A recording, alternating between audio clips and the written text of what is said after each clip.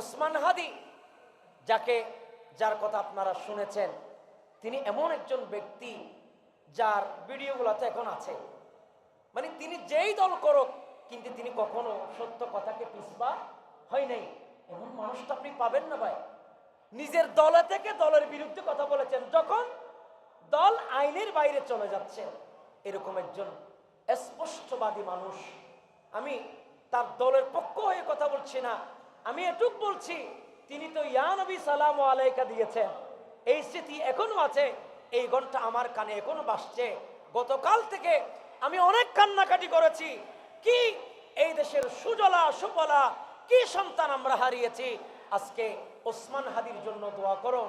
এমন সন্তান বাংলার জমিনে আবার পুনরায় জন্মগ্রহণ করবে কিনা আমি জানি না। তার প্রত্যেকটা কথা ফেলে দেওয়ার মতো নয়। এত অসাধারণ গবেষণা তার। আসলে ইউনিভার্সিটি পড়ুয়া ছাত্ররা এমন গবেষণা করেন দেশকে নিয়ে, রাষ্ট্রকে নিয়ে, এত চমৎকার ভাবে আমি কখনো কল্পনা করতে পারিনি। তার এই ভিডিওগুলো আমাকে খুবই মর্মাহত করছে। আমরা আজকে তার জন্য দোয়া করছি, ওসমান হাদির জন্য দোয়া করছি, আল্লাহ তাকে বেহেশতের আলা মাকাম দান করুন। যারা আল্লাহর পথে এবং আল্লাহর জন্য, প্রকৃত দেশের জন্য শাহাদত বরণ করেন, তাদের কবরের মধ্যে বিভীষিকাময় কোনো কঠিন অবস্থা হবে না। আল্লাহ এই অবস্থাটা তাকে পার করে দেবেন। জুড়ে বলুন সুবহানাল্লাহ। 5 নাম্বার পুরস্কার হচ্ছে আল্লাহ তাআলা তার মাথার মধ্যে জান্নাতের মুকুট পরিধান করিয়ে দেবেন। 6 নাম্বার পুরস্কার হচ্ছে ইয়াকুত পাথর দিয়ে, ইয়াকুত পাথর তাকে দান করা হবে।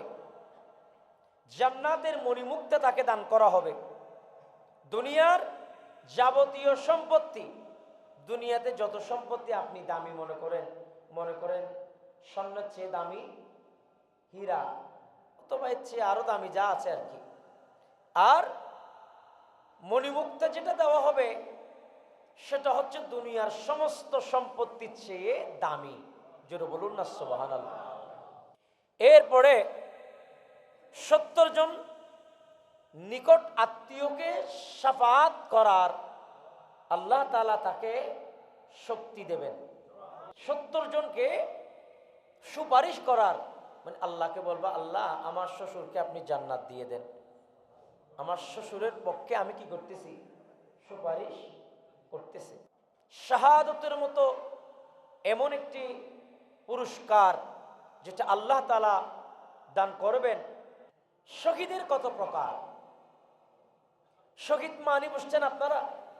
শহীদের অর্থ বুঝতে হবে। যে কেউ যদি কোনো কারণে মারা যায় তাকে শহীদ বলা হয় না। শহীদ কেউ যদি পেটের ব্যথায় যদি মারা যায়, আল্লাহ রাসূলের হাদিস আছে, সে শাহাদতের মাকাম পাবে। কেউ যদি পেট ব্যথায় মারা যায়, আল্লাহ তাকে কি দিবেন? শাহাদতের মাকাম দেবেন। কেউ যদি শুক্রবার রাত মারা যায়, আল্লাহ তাআলা তাকে শাহাদতের মাকাম দেবেন। কেউ যদি এভাবে এক একটা পর্যায়ে, আল্লাহ রাসূলের অনেক হাদিস আছে যেগুলা শাহাদতের বর্ণনা করে। আমি আপনাদেরকে আজকে শুধু শাহাদতের কথা বলবো। শাহাদত 2 প্রকার। শাহাদত একটা হচ্ছে শাহাদতে হাকিকি, আর একটা হচ্ছে শাহাদতে হুকমি। হাকিকি মানে যে শাহাদতটা আল্লাহ রাসূল সাহাবায়ে কেরামকে বলেছেন বদরের ময়দানে চলে যান। বদরের ময়দানে সাহাবীরা গিয়েছেন, সেই সাহাবী আর ওই রাসূলের একটা চিঠি, রাসূল বলেছেন তোমরা যুদ্ধের ময়দানে যাও, যেতে বলেছেন, রাসূল ফিরে আসতে বলে নাই। রাসূলের অনেক সাহাবী যুদ্ধ করে ফেরার সুযোগ ছিল, তারপর রাসূলের সাহাবী ফিরে নাই, যে রাসূল তো আসতে বলে নাই, যেতে বলেছে। এখানে রাসূলের একটা ভবিষ্যৎবাণী আছে, আমি যদি এখানে শাহাদত হতে পারি, এটা আমার জন্য মঞ্জিলে মাকাসিদ। রাসূলের দোয়া আল্লাহর দরবার কবুল হবে, আমি শাহাদাতের মাকাম পাব। অনেক সাহাবীকে আল্লাহ রসুলের জায়গায় রেখে গিয়েছেন। যেমন মৌলা আলী শের খুদাকে রসুল যখন মক্কা থেকে মদিনায় হিজরত করছেন, আলীকে রসুলের জায়গায় রেখে গিয়েছেন।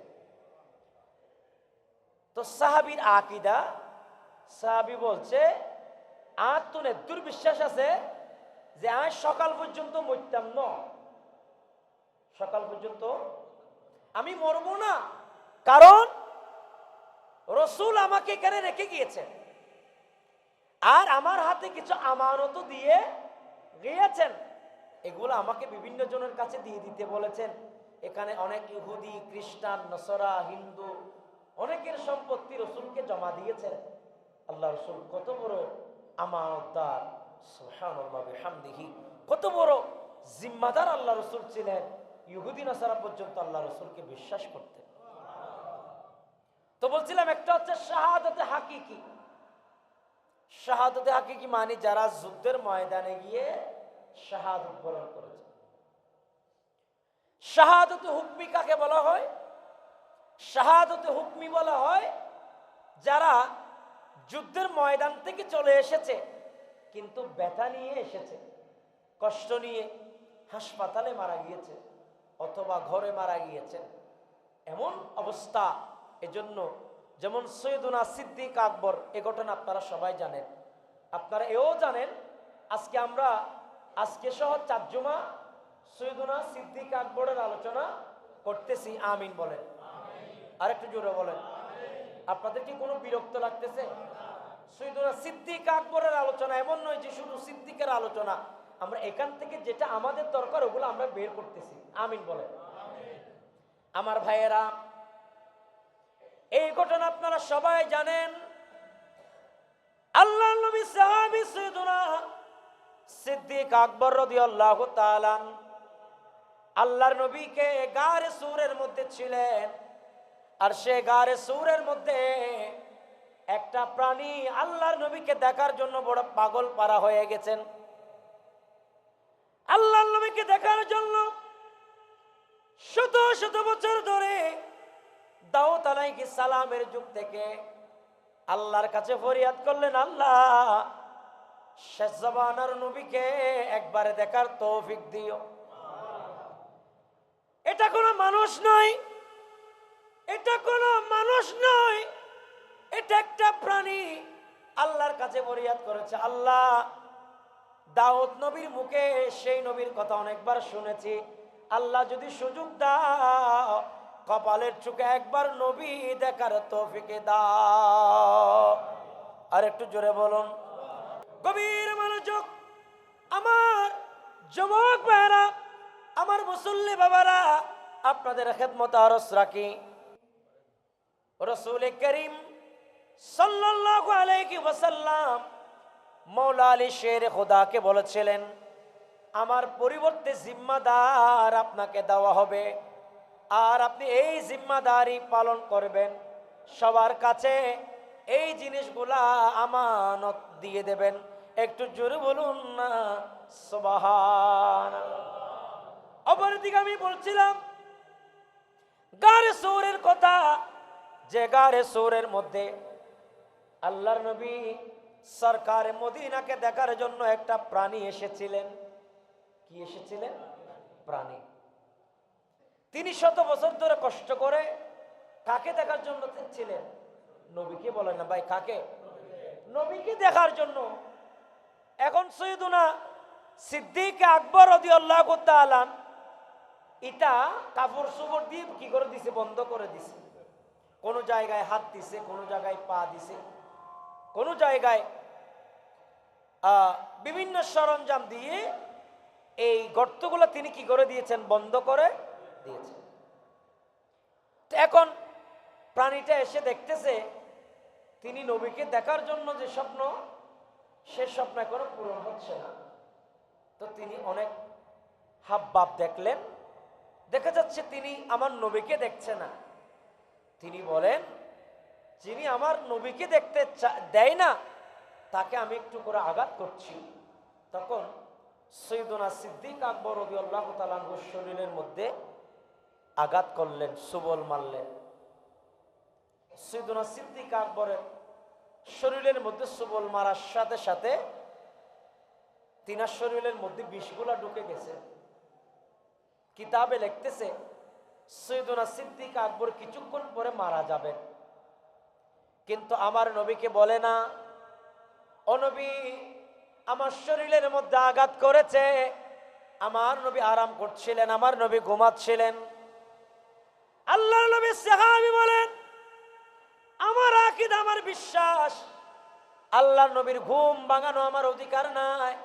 আল্লাহর নবীর ঘুম এটা আমাদের জন্য বড় ইবাদত। এইভাবে আল্লাহর নবী হঠাৎ করে ঘুম থেকে জাগ্রত হলেন। আল্লাহর নবী দেখে সৈয়দনা সিদ্দিক আকবরের শরীরটা কালো হয়ে গেছেন। আমার নবী জিজ্ঞেস করলেন, ও সিদ্দিক, তোমার শরীর তো কালো হয়ে গেছে, কি হয়েছে? বলে, ইয়া রাসূলুল্লাহ, সাপ আমাকে কামড় দিয়েছেন। আল্লাহর নবী গালের তুতুটা সাপের জায়গার মধ্যে দিয়েছেন। সৈয়দনা সিদ্দিক আকবর সুস্থ হয়ে গেলেন। আরো জোরে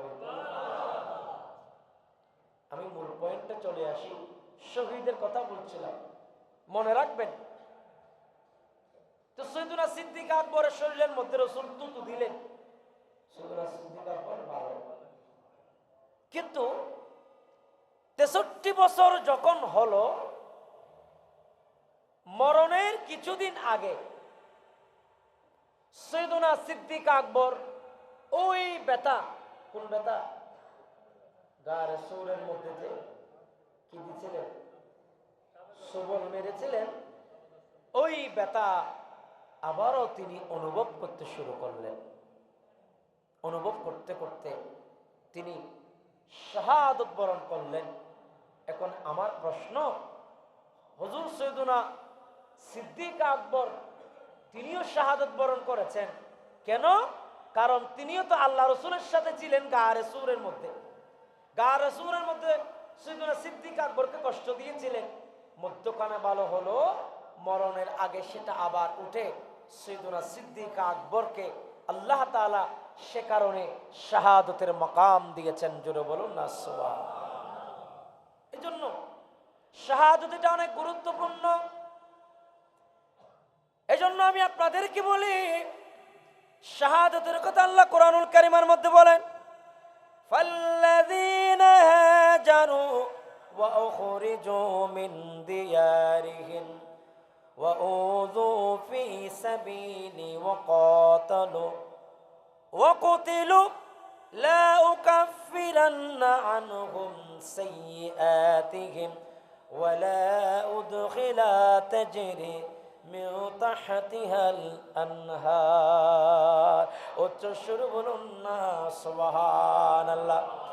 আমার আল্লাহ বলেন, ফাল্লাযীনা হাজারু, যারা হিজরত করেছে, ওয়া উখরিজু মিন দিয়ারিহিম, যারা নিজেদের ঘর থেকে বের হয়েছেন, ওয়া উযু ফি সাবিলি, যারা আল্লাহর রাস্তায় নির্যাতিত হয়েছেন, ওয়া কাতালু, যাদেরকে কতল করা হয়েছে, ওয়া কুতিলু, যাদেরকে যারা যুদ্ধ করেছে এবং নিহত হয়েছে, লা উকাফিরান্না আনহুম সাইয়্যাতিহিম, আমার আল্লাহ বলেন, নিশ্চয় নিশ্চয় আমি তাদের পাপগুলো মোচন করব এবং নিশ্চয়ই তাদেরকে বাগান সময় নিয়ে যাওয়া হবে। ইলা আখিরিল ইবারা। এই কোরআনুল কারীমের মধ্যে আল্লাহ তাআলা শহীদদের মর্যাদা দিয়েছেন। জোরে বলুন সুবহানাল্লাহ। আর একটু জোরে বলেন না সুবহানাল্লাহ। এই জন্য আমার ভাইয়েরা, শাহাদাতের মাকাম আল্লাহর কাছে বারবার চাইবেন। শাহাদাতের মাকাম এটা অনেক বড় মাকাম, এই মাকামে সবাই যেতে পারে না। আর সৈয়দনা সিদ্দিক আকবর এই মাকাম পেয়েছেন। সৈয়দনা সিদ্দিক আকবরের জীবন বড় দামি। সৈয়দনা সিদ্দিক আকবর তিনি এমন, আংটির মধ্যে আল্লাহ তাআলার নামের সাথে রাসূলুল্লাহর নাম, আর আল্লাহ রাসূল এক সাহাবীকে গিয়ে বললেন, আমার পাথরের মধ্যে তুমি একটু গিয়ে আল্লাহর নামের সাথে রাসূলের নাম লিখে আসো। আর সাহাবী গিয়ে বলে, এই নামের সাথে সৈয়দুনা সিদ্দিক আকবরের নাম লিখে দেয়। আরো জোরে বলেন না সুবহানাল্লাহ। এজন্য আমার ভাইয়েরা, সৈয়দুনা সিদ্দিক আকবর রাদিয়াল্লাহু তাআলা তিনার ব্যাপারে হাদিস শরীফের মধ্যে আছে, যিনি ছোটবেলায় মায়ের গর্ভ অবস্থায় মা মূর্তির সামনে গেলে মাকে পেটের ভিতর থেকে বলতেছে, ও মা, আপনার পেটে সিদ্দিক আকবর আছে, আপনি কখনো মূর্তির কাছে সিজদা করতে পারেন? আরো জোরে বলেন না পারেন? ওই মূর্তির কাছে দ্বারের কাছে যাওয়া, তাদের কাছে তাদের উপাসনায় যাওয়া, এটা তো দূরের কথা। সৈয়দুনা সিদ্দিক আকবর যেই শিক্ষা আমাদেরকে দিয়েছে, সে শিক্ষা হলো ওই মূর্তি পূজাকে কখনো আমরা সমর্থন করতে পারি। এজন্য সৈয়দুনা সিদ্দিক আকবর মায়ের পেটের ভিতর থেকে মাকে বললেন, ও মা, আপনার পেটের মধ্যে পবিত্র একটা সন্তান আছে যার নাম সৈয়দুনা সিদ্দিক। ওই সৈয়দুনা সিদ্দিক আকবর মায়ের পেটের ভিতর থেকে মায়ের ইজ্জত যিনি রক্ষা করতে পারেন, তিনি সৈয়দুনা সিদ্দিক আকবর। আমার ভাইয়েরা, যে সৈয়দুনা সিদ্দিক আকবর দাড়ি মুবারক এক অন্ধ ব্যক্তির কাছে, ওই অন্ধ ব্যক্তি বললেন, হুজুর, আমার চোখ অন্ধ হয়ে গিয়েছেন, ও সৈয়দুনা সিদ্দিক আকবর আমাকে চক্ষুটা ভালো করে দেন। আর সৈয়দুনা সিদ্দিক আকবরের একটা দাড়ি যখন তার চোখের মধ্যে লাগানো হলো, আল্লাহর কসম, অন্ধ মানুষটা চোখ ফিরে পেয়েছেন। আরো জোরে বলেন। এই সৈয়দুনা সিদ্দিক আকবর নবীর সাহাবী, জন্মের পূর্বে কন্যা সন্তান হবে। সৈয়দুনা সিদ্দিক আকবর অভয় বাণী দিয়েছেন, তোমার পেটের মধ্যে যেটা সন্তান আছে সেই সন্তান কন্যা সন্তান হবে। সৈয়দুনা সিদ্দিক আকবর রাদিয়াল্লাহু তাআলা এমন মানুষ যে সৈয়দুনা সিদ্দিক আকবর আল্লাহর নবীর মেরাজ যখন তিনি শুনলেন, সবাই বলছেন নবী নাকি গতকালকে মেরাজে গিয়েছে, 27 বছর নাকি নবী ছিল, এশারের নামাজ এখানে পড়েছে, আবার ফজরের নামাজ এখানে পড়েছে, নবী মুহাম্মদ আমাদের সাথে পাগলামি করতেছে। সৈয়দুনা সিদ্দিক আকবর বলে, এই কথা কে বলেছে? বলে নবী মুহাম্মদ বলেছে। সৈয়দুনা সিদ্দিক আকবর বলে, এই মক্কার মানুষ শোনো শোনো, যদি মুস্তাফার জবান থেকে বের হয়, আমি সৈয়দুনা সিদ্দিক আকবর মক্কার ভূখণ্ডে আমি প্রথম মানুষ, আমি স্বীকার করে নিলাম আল্লাহ রাসূল মিথ্যা বলতে পারে না, পারে না, পারে না, ঠিক কিনা বলে? সৈয়দুনা সিদ্দিক আকবর বলে, আমি সিদ্দিক মেনে নিলাম, বিশ্বাস করে নিলাম, আমার নবী সত্য বলেছে।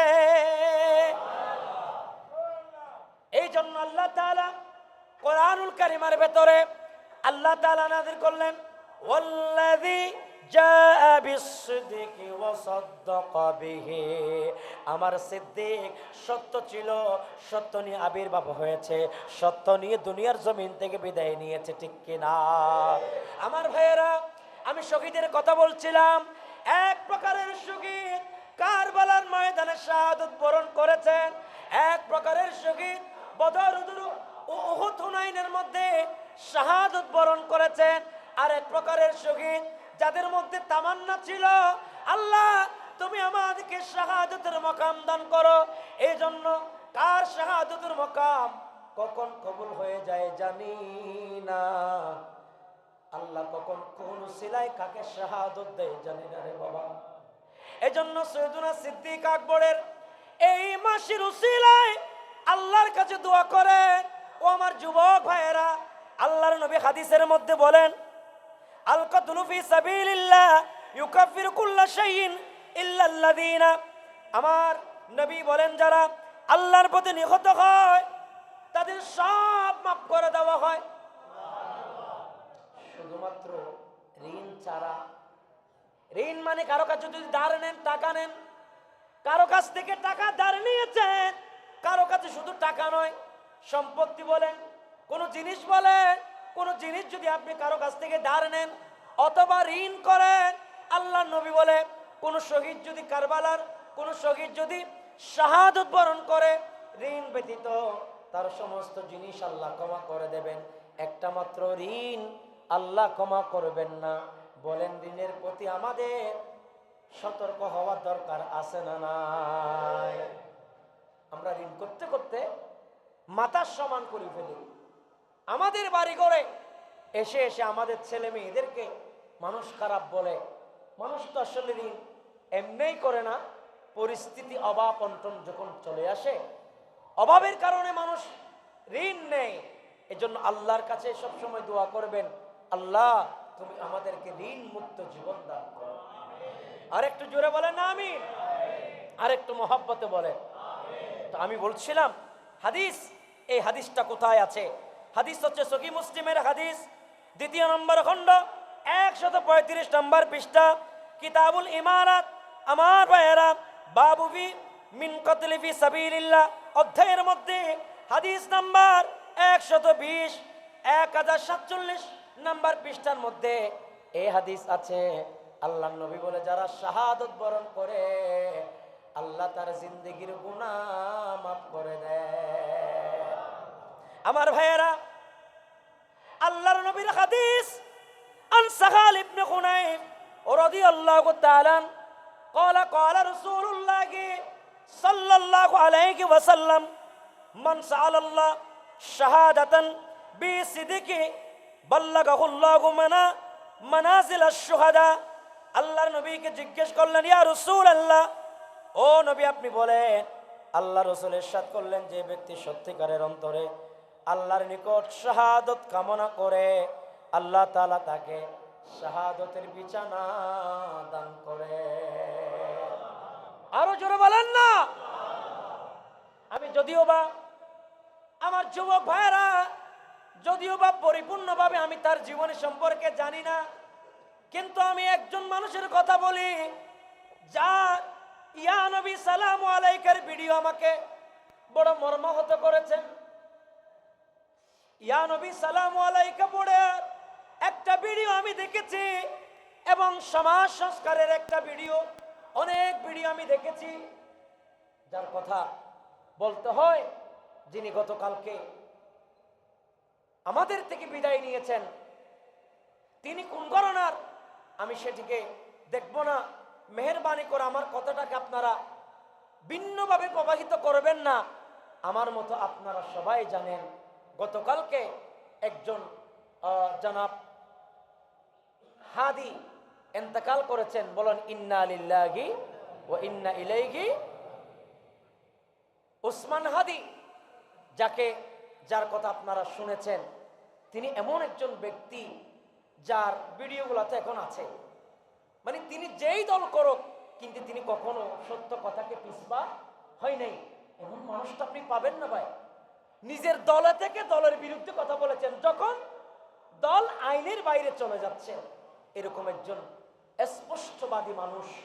আমি তার দলের পক্ষ হয়ে কথা বলছি না, আমি এটুক বলছি, তিনি তো ইয়া নবী সালামু আলাইকা দিয়েছেন। এই স্মৃতি এখনো আছে, এই ঘন্টা আমার কানে এখনো বাজছে। গতকাল থেকে আমি অনেক কান্নাকাটি করেছি। কি এই দেশের সুজলা সুফলা কি সন্তান আমরা হারিয়েছি।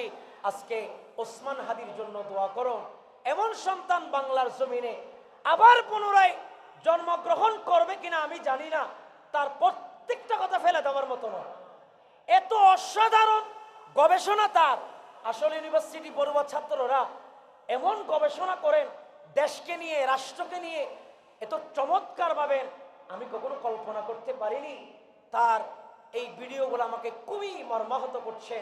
আমরা আজকে তার জন্য দোয়া করছি, ওসমান হাদির জন্য দোয়া করছি। আল্লাহ তাকে বেহেশতের আলা মাকাম দান করুন। আর একটু জোরে বলেন না আমি? ওসমান হাদির জন্য দোয়া করা দরকার। রাষ্ট্রীয়ভাবে ঘোষণা দেওয়া হয়েছে যাতে আজকে তিনার জন্য দোয়া করা হয়। তার জন্য দোয়া করছি। তার একটা ফুটফুটে মাসুম বাচ্চা আছে। আপনি আশ্চর্য হবেন, তাকে তখনও প্রশ্ন করা হয়েছিল, আপনাকে যদি মেরে ফেলা হয় আপনার বাচ্চার কি অবস্থা হবে? সে হেসে হেসে বলছিল, আমার মতো আরো অনেকে তো এরকম বাবা হারিয়েছে, তাদের কি অবস্থা, তাদের যে অবস্থা হয় আমার সন্তানের কি অবস্থা হবে। তিনি বারবার বলে গিয়েছেন, আমাকে হয়তো বা গুলি করে মারা হবে। তিনি বিভিন্ন মিডিয়ার মধ্যে বলে গিয়েছেন এরকম। তিনি জানতেন, কারণ তিনি সত্যের পক্ষে লড়াই করেছেন, সত্য কথাগুলো তিনি বলেছেন। তো সেজন্য তার জন্য আপনারা দোয়া করবেন, মাওলা তার রফে দরজাত নসিব করুন। সাইয়েদুনা সিদ্দিক আকবর রাদিয়াল্লাহু তাআলা তিনার জীবনের মধ্যে তিনি দানবীর ছিলেন, নবীর জন্য সবচেয়ে উৎসর্গ তিনি করেছেন। সাইয়েদুনা সিদ্দিক আকবর শাহাদাতের মকাম পেয়েছেন। আল্লাহ তাআলা সাইয়েদুনা সিদ্দিক আকবর যে শাহাদাতের জন্য দোয়া করেছেন, আল্লাহ ওই শাহাদত দেওয়ার জন্য আগের ব্যথাটাকে আবার তুলে দিয়েছে। সুবহানাল্লাহ বলেন না?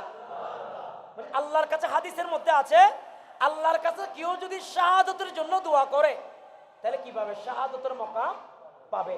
তো সাইয়েদুনা সিদ্দিক আকবর আল্লাহর কাছে দোয়া করেছেন, আল্লাহ তুমি আমাকে শাহাদতের মকাম দাও।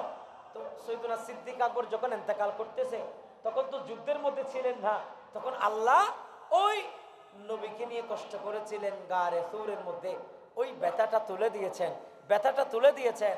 ওই ব্যথার কারণে তিনি দুনিয়া থেকে ইন্তেকাল করেছে। আর সাইয়েদুনা সিদ্দিক আকবরও শাহাদাতের মাকাম পেয়েছে। এভাবে আমার ভাইয়েরা, যারা শহীদ, আল্লাহর নবী হাদিসের মধ্যে বলেছেন, আন আবি হুরায়রা রাদিয়াল্লাহু তাআলা قال قال رسول الله صلى الله عليه وسلم من مات ولم يغزو ولم يحدث به نفسه مات على شعبة من نفاق। যে ব্যক্তি মৃত্যুবরণ করে, না জিহাদ করে, না অন্তরে খেয়াল করে, সে মুনাফিকের ভাগে মৃত্যুবরণ করে। এজন্য কোনো মানুষ হলে হয়তোবা আল্লাহর কাছে বলবেন, আল্লাহ বেঈমান হয়ে মরণ দিও না। আল্লাহ আমাকে, হয়তোবা আল্লাহর কাছে দোয়া করবেন শাহাদাতের মাকামের জন্য, হয়তোবা দোয়া করবেন নবী সাহাবায়ে কেরামের সাথে আপনার মরণ হবার জন্য, অথবা তাদেরকে দেখার জন্য। যদি এই দোয়া না করে, আমার ভাইয়েরা হাদিসের মধ্যে আছে, এই দোয়া যারা করে না তারা মুনাফিকের কাতার ছাড়া কোন কাতারের মধ্যে যাবে? কারণ যারা ইমানের পথ বেছে নিয়েছে তারা আল্লাহর কাছে দোয়া করবে, আল্লাহর কাছে বলবে, আল্লাহ আমার জীবনটা সুন্দর করে দাও। এই জন্য আমার ভাইয়েরা, ইসলামের ভেতরে যখন আপনি প্রবেশ করবেন, এই জন্য দেশের সম্পদ এটা খারাপ ভাবে নেবেন না। দেশের সম্পদ নষ্ট করা এটা কখনো ইসলাম সমর্থন, দেশের সম্পদ নষ্ট করা এটা কখনো ইসলাম সমর্থন করে না। আমরা আমাদের দেশের ভাইদেরকে বলছি, হাত জোর করে তোমাদেরকে বলছি, ও ভাইয়েরা, ইসলাম যেমন আমাদেরকে শাহাদাতের মর্যাদা দিয়েছেন, আবার দেশের সম্পদ নষ্ট করলে তার ক্ষতির বিধানও ইসলাম দিয়েছেন, ঠিক কিনা বলে? এই জন্য দুইটা দিক আমাদেরকে খেয়াল করতে হবে। যেহেতু আমরা ইসলাম মানি, ইসলামে ভাঙচুর নাই, ইসলামে মারামারি নাই, ইসলামে কতল নাই, ইসলামে গুলি করে হত্যা করা নাই, ঠিক কিনা বলেন? ইসলাম যারা মানবে, বিশ্বাস করবে, এই ইসলাম ধর্মের মধ্যে একজন আপন ভাই, একজন আপনার আত্মীয় স্বজন, একজন আপনার রাজনৈতিক কুন্দল হওয়ার কারণে গুলি করে হত্যা করা, এটা ইসলাম কখনো সমর্থন করে নাই, করেনি, করবেও না, ঠিক কিনা বলে? এখান থেকে আমাদেরকে বের হয়ে আসতে হবে বাবা, এই জায়গা থেকে আমাদেরকে বের হয়ে আসতে হবে। আল্লাহর কাছে দোয়া করুন, সুশীল সমাজ আমরা যাতে এই কথাগুলা বুঝি এবং জানি। আমাদের এগুলো বুঝতে হবে, জানতে হবে, গবেষণা করতে হবে। এবং আমি বলবো, আপনাদের সন্তানকেও দেশ নিয়ে এরকম বাবার সন্তান তৈরি করে, যারা দেশ নিয়ে গবেষণা করবে, যারা দেশের সম্পদ আধিপত্য বিস্তার রোধে ভূমিকা কি হবে আমাদের সন্তানকে জানানো উচিত, এবং এটা সম্পর্কে তাদের বোঝা উচিত। এবং এইভাবে আমাদের সন্তানকে আমাদেরকে গড়ে তুলতে হবে। তবে হ্যাঁ, ইসলামের বাহিরে যাওয়া যাবে না। ইসলাম একটি গণ্ডি আমাদেরকে দিয়েছেন, আল্লাহ আমাদেরকে গণ্ডির ভিতরে থাকার তৌফিক দিন।